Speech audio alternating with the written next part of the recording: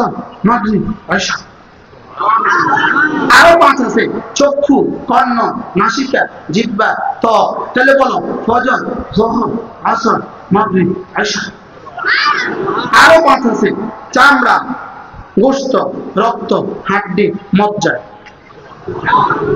কয়টা? তাহলে বোঝা গেছে 5টা ছাড়া শরীর হয় না, 5টা ছাড়া মানুষ হয় না, 5টা ছাড়া নামাজ, 5টা ছাড়া কালিমা, নামাজুল্লাহ, হজ, যাকাত ছাড়া মুসলমান হয় না, ফজর, যোহর, আসর, মাগরিব, এশা ছাড়া মুসলমান হয় না। আরো 5 শুনবেন, আরো 5 শুনবেন। এই বিল্ডিংটা হয়েছে কিন্তু 5টা দিয়া, রড, সিমেন্ট, বালি, ইট, পানি। কয়টা? আচ্ছা একটা নাই, শুধু পানি নাই। এই ভবন কবে হবে? শুধু সিমেন্ট নাই, ভবন কবে হবে? শুধু বালি নাই, ভবন কবে হবে? এবার বলো, শুধু নামাজটা নাই আর কি, আর সব আছে। এরকম মানুষ আছে তো, আছে তো। শুধু নামাজ নাই আর সব আছে, এরকম মানুষ আছে না নাই? এর জান্নাত কবে হবে? শুধু পানি নাই আর সব আছে, ভবন কবে হবে? শুধু সিমেন্ট নাই আর সব আছে, তো ভবন কবে হবে? এই যে বোঝা গেছে কালিমা, নামাজ, রোজা, হজ, যাকাত। গণেন গণেন গণেন। ফজর, যোহর, আবার বলেন ফজর, যোহর, আসর, মাগরিব, এশা। আরো 5টা লাগে। বিদেশে যাওয়া 5টা ছাড়া সম্ভব না। পাসপোর্ট, ভিসা, টিকেট, ডলার, বিমান। কথা বলেন, কয়টা লাগে? বিদেশে যেতে কয়টা লাগে? কি কি? আচ্ছা, শুধু পাসপোর্ট আছে আর কিছু নাই? শুধু ভিসা আছে আর কিছু নাই? শুধু টিকিট আছে আর কিছু নাই? শুধু বিমানটা আছে আর কিছু নাই? হবে? তাহলে বিদেশে যেতে কয়টা লাগে? কি কি? তাহলে জান্নাতে যেতে কয়টা লাগবে? কি কি? কালিমা, নামাজ, রোজা, হজ, যাকাত। আবার কালিমা, নামাজ, রোজা, হজ, যাকাত। ফজর, যোহর, আসর, মাগরিব, এশা। প্রতিদিন দেখেন ভাত রান্না করে ঘরে, 5টা ছাড়া ভাত রান্না হবে না। বলেন চাউল, পানি, পাতি, গ্যাস, ম্যাচ।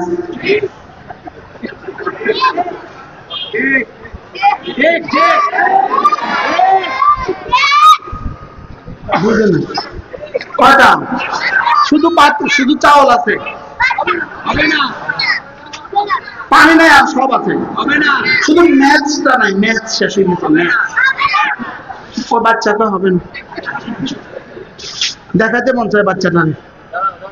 দাঁড়াও দাঁড়াও, এই ম্যাচ ছাড়া ভাত রান্না হবে? তো নামাজ ছাড়া জান্নাতে যাবে?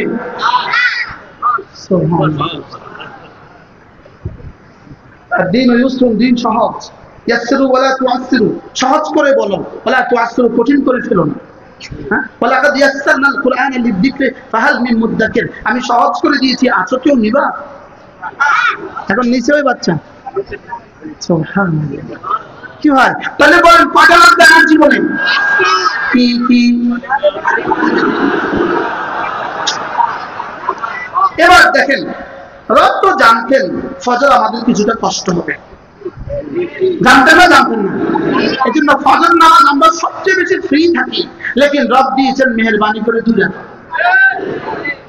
উচিত ছিল ফজর দিত 20 রাকাত। কি? অফিস বন্ধ, দোকান বন্ধ, আদালত বন্ধ, সব বন্ধ, অতএব ফজর হবে 20 রাকাত। লেকিন ফজর দিলেন কয় রাকাত? 2 রাকাত। তিনি যা কোনো সিস্টেম নাই, না হয় 1 রাকাত দিত। 2 রাকাতের নিচে আর কোনো কি নাই, নামাজের সিস্টেম নাই, না কয় রাকাত দিয়ে দিত, না 1 রাকাতও দিয়ে দিত। দিয়েছেন শুধু 2 রাকাত, লেকিন আবার অফার দিয়েছেন, অফার। রাকাতা সালাতুল ফজর, রাকাতা সালাতুল ফজর খায়রুম মিনাদ দুনিয়া ওয়া মা ফিহা। ফজরের নামাজের 2 রাকাত দুনিয়ার মধ্যে যা আছে তার চেয়েও দামি। পুরস্কারটা ঘোষণা কেমন দিলেন? এবার মান সাল্লা সালাতাল ফজর ফাহুয়া ফি জিম্মাতিল্লাহ, রব্বুল আলামিন বলেন মান সাল্লা সালাতাল ফজর ফাহুয়া ফি জিম্মাতিল্লাহ, ফজরের নামাজ পড়লো যে আল্লাহ জিম্মায় ঢুকলো সে, ফজরের নামাজ পড়লো যে আল্লাহ জিম্মায় ঢুকলো সে। আল্লাহ জিম্মায় ঢুকলো কে? ফজরের নামাজ পড়লো যে আল্লাহ জিম্মায় ঢুকলো সে, ফজরের নামাজ পড়লো যে আল্লাহ জিম্মায় ঢুকলো সে। সুবহানাল্লাহ। আল্লাহ জিম্মায় যে ঢুকে গেল, আল্লাহ জিম্মায় যে ঢুকে গেল, তার রিজিকের জিম্মাদার আল্লাহ, তার সুস্থতার জিম্মাদার আল্লাহ, তার সন্তানদের জিম্মাদার আল্লাহ, তার দুনিয়ার জিম্মাদার আল্লাহ, তার কবরের জিম্মাদার আল্লাহ, তার হাসরের জিম্মাদার আল্লাহ, তার মিজানের জিম্মাদার আল্লাহ, তার জান্নাতের জিম্মাদার আল্লাহ। মান সাল্লা সালাতাল ফজর ফাহুয়া ফি জিম্মাতিল্লাহ, ফজরের নামাজ পড়লো যে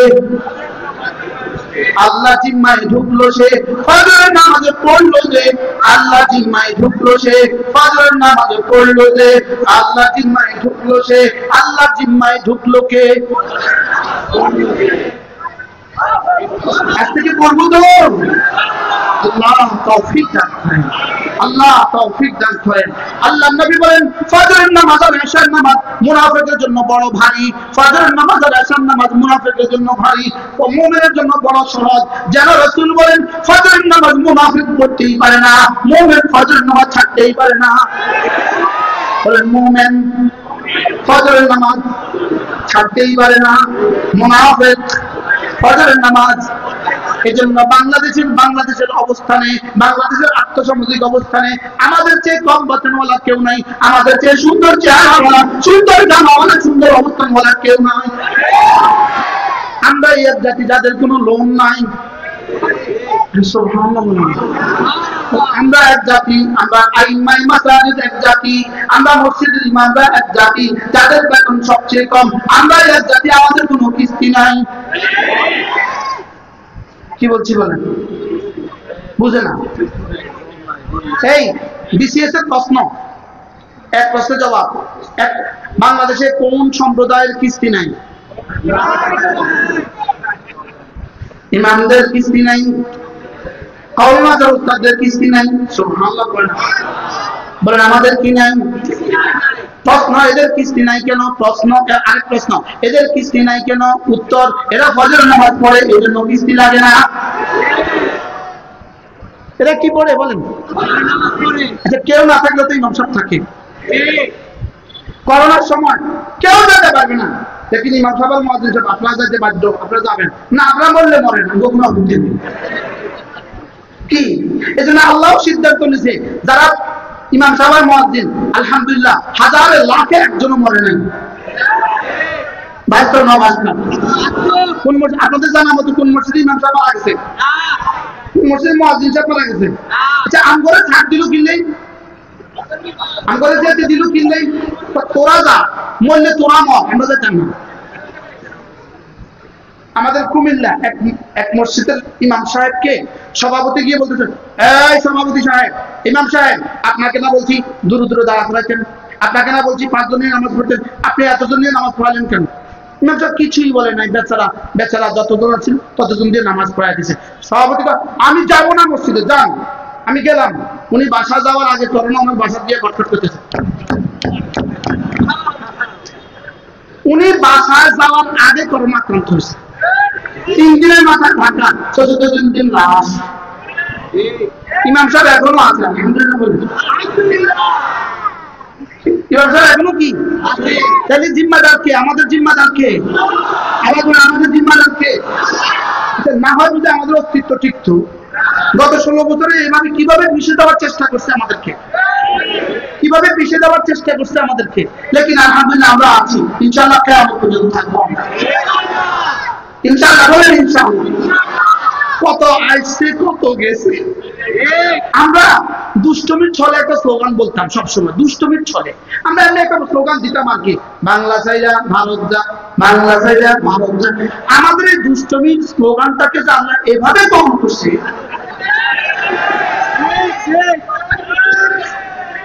কি পরিমাণ গ্রহণ করছে এই স্লোগানটা, আমার মনে হয় পৃথিবীর ইতিহাসে এর চেয়ে দামি কোনো স্লোগান আর হয় না। আর করছে কি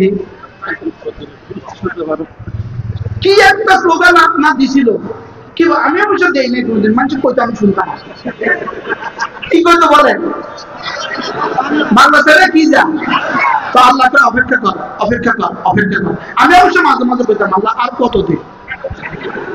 বিশ্বাস করেন আমার নানিও দেখছে তাকে, নানি চলে গেছে, নানাও দেখছে তাকে চলে গেছে, দাদাও দেখছে তারে চলে গেছে, দাদিও দেখছে তারে চলে গেছে, আব্বাও দেখছে তারে চলে গেছে, মাও দেখছে তারে চলে গেছে। তো পেতাম আল্লাহ সবাই তো গেছে না, আর আমি না দেখে যাবো।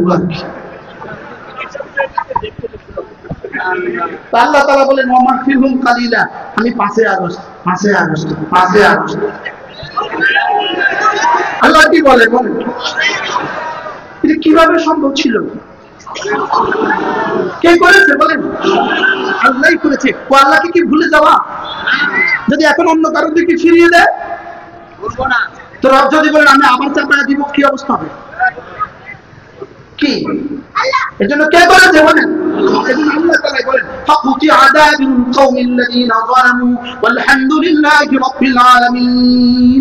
বারহাল কামিয়াব কয় দলের মানুষ, কয় দল মানুষ কামিয়াব, এক নাম্বার ভুলে গেছে, এক নাম্বার কি খুশুয়ের সাথে নামাজ পড়ে যারা, এক নাম্বার খুশুয়ের সাথে নামাজ পড়ে যারা, তাহলে কদের নামাজ পড়বো তো ইনশাআল্লাহ, এসার নামাজ জামাতে পড়বো তো। আপনারা খেয়াল করে দেখে থাকবেন মাগরিবের সময় মসজিদে অনেক মুসল্লি হয়, এশায় কম, ফজরে আরো কম। মাগরিবে বেশি না এশায় বেশি, এশা ফজরে, তো মাগরিবে যারা ছিল এশার সময় এরা বাজারে থাকে না, এশার সময় যায় না কেন, এশার সময় যায় না 2 কারণে, মাগরিবের সময় যায় 1 কারণে, মাগরিবের সময় যায় এই জন্য, আর পাশের দোকানদার কি বলবে বেনামাজি, আর এসার সময় যায় না এই কারণে, তাই এসার সময় এই কথা বলবে না, পাশের দোকানদার বলবে বাড়ি যেয়ে পড়বে, আর বাড়িওয়ালা বলবে মসজিদ থেকে পড়ে আসছে। এসার সময়টা কি আছে, এটা সুযোগ আছে, অপশন আছে, লেকিন মাগরিবের সময় কি নাই বলেন, আর কোনো অপশন না, এই জন্য মাগরিবের মুসল্লি কি, আর ফজরে, এই জন্যই রাসূল বলছেন ফজর মা এশা মুনাফিক করতে পারে না, মুমিন ছাড়তে পারে না।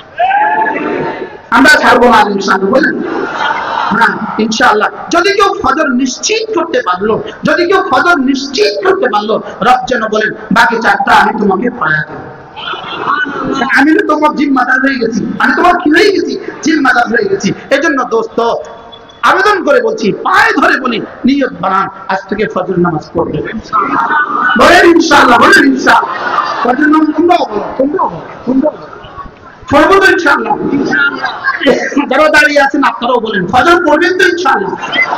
আল্লাহ আমাকে তৌফিক দান করেন, আল্লাহ জীবনের শেষ নামাজটাও জামাতের সাথে পড়ার তৌফিক দান করেন।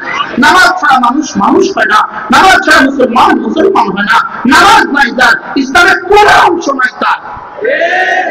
চাই আপনি নারী হন, চাই আপনি পুরুষ হন, চাই আপনি শিক্ষিত হন, চাই আপনি অশিক্ষিত হন, চাই আপনি ধনী হন, চাই আপনি দরিদ্র হন, নামাজ নাই তার জীবনে কিছুই নেই। তাহলে কামিয়াব কারা? 1 নম্বর কি পড়বো তো ইনশাআল্লাহ। 2 নম্বর ওয়াল্লাযীনা হুম আনিল লাগওয়ি মুরিদুন, যারা না সমস্ত বেহুদা কাজ ছেড়ে দেয়, বেহুদা কাজ ছেড়ে দেয়। লগ্ব কাকে বলে? মা লা ফায়দাতা ফিহি মিনাদ দুনিয়া ওয়াল আখিরাহ, মা লা ফায়দাতা ফিহি মিনাদ দুনিয়া ওয়াল আখিরাহ, যেই কাজে দুনিয়াও নাই, যেই কাজে আখিরাতও নাই, এটার নাম হলো লগ্ব। আল্লাহ তাআলা বলেন বেহেশতি মানুষ কারা? অনর্থক কাজ ছেড়ে দেয় তারা। কি কাজ ছেড়ে দেয় বলেন? তাহলে মোবাইলে গেম খেলা অনর্থক না অর্থ? অর্থবহ না অনর্থক? শুধু শুধু ফেসবুকে থাকা অর্থবহ না অনর্থক? পৃথিবীতে এক দেশ যার নাম ইসরায়েল, পৃথিবীতে এক দেশ যার নাম ইসরায়েল, যাদের কাছে নিজস্ব কোনো প্লেয়ার নাই, যাদের কাছে নিজস্ব কোনো টিম নাই, যাদের কাছে নিজস্ব কোনো খেলার সামান নাই, যাদের কাছে নিজস্ব কোনো নায়ক নাই, যাদের কাছে নিজস্ব কোনো নায়িকা নাই। পৃথিবীতে এক দেশ ইসরায়েল, যার প্রতিটা নারী, প্রতিটা পুরুষের উপরে, প্রত্যেকটা বালেগ নারী বালেগ পুরুষের উপরে সামরিক ট্রেনিং করা বাধ্যতামূলক।